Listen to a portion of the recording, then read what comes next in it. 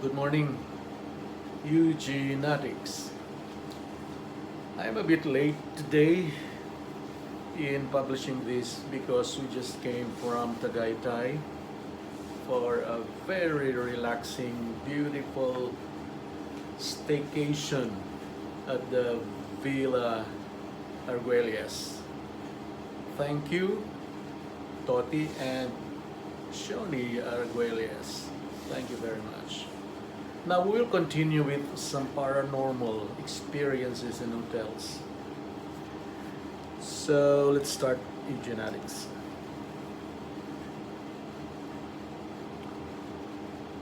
This thing that we are reading now is at the hotel in Chicago. As the cliche says, we live in our own suitcases. We had flights which were overnight, but we also had flights which took us away more than 1 month from our family. This was the Europe layovers where you hop from one country to another, each with its own layovers. So we packed our suitcases according to the length of our stay away from the domicile, which was Manila. We packed summer clothes, winter clothes, cameras. There were no cell phones then. Shoes, food like canned goods. Here, the hero is the famous Filipino adobo, which can last throughout our European stay. We had each our own portable Sanyo food and water heater. And yes, kilos of rice too. This was how we saved our dollar per diems, which the company provided for us before leaving Manila. Here we can start talking about these paranormal experiences we did already in hotels. In Chicago, we used to live in an old building turned hotel. From the brown bricks walls, you notice as you enter the lobby, you would know this hotel was not built this century. Knowing hotels of different kinds, as I was already expecting something, and I was already expecting, as I presumed to myself that I have a third eye. No, somebody told me that. When I entered my room, I noticed one giant old refrigerator with bended shoulders.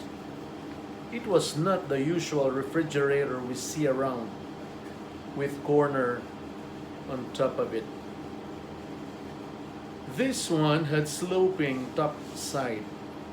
There was a small table with 4 chairs for dining and other works. That was all I could see. There was no sofa. There was no center tables. The whole room was bare except for the refrigerator and the small table, dining table rather. There was a small kitchen at the inner side of the room. The big question to me was, where is the bed? I called up the front desk inquiring about the bed. With a tempered chuckle, he said the bed was in the wall. Not the usual beds we see in hotels. I was instructed to go to the center wall where 2 old lithograph art in black and white spaced there, meters from each other. I was told to stay on the side under one of those lithograph art frame and pulled an indentation on the wall which was hardly noticeable if you are not looking for it. It really pays to follow instructions, and in this case, to stand where the art was.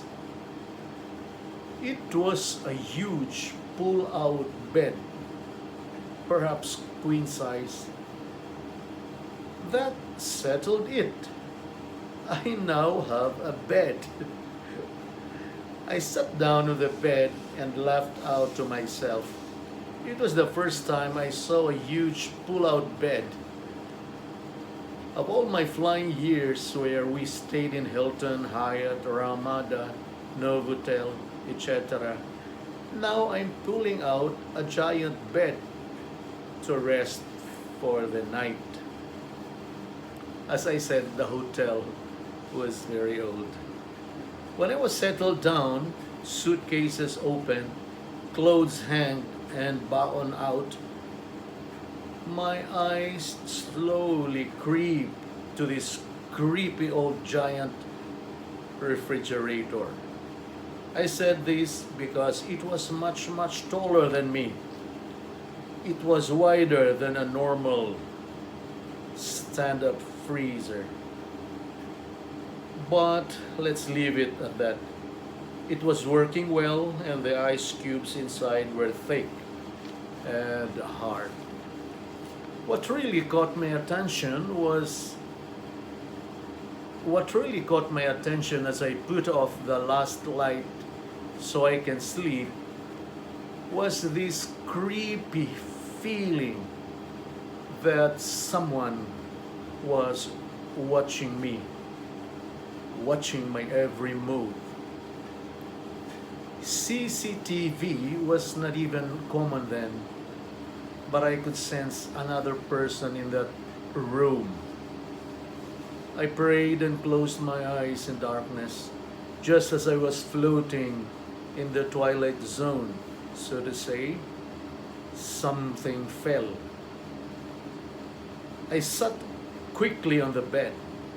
My hairs stood. Someone was really watching me, even in the dark. And what was that falling noise? I took to the nearest switch and silently prayed, "In the name of Jesus, get away." With one ceiling light on, I sat on one of the chairs and looked around. I scanned the ceiling as if looking for that CCTV watching me. There was none. After so many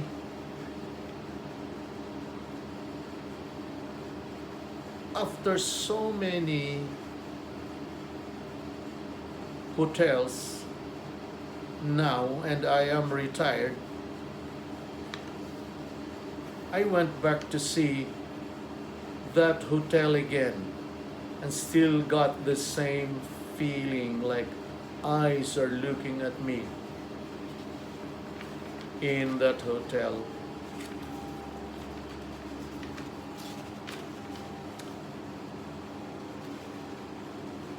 Of eugenics.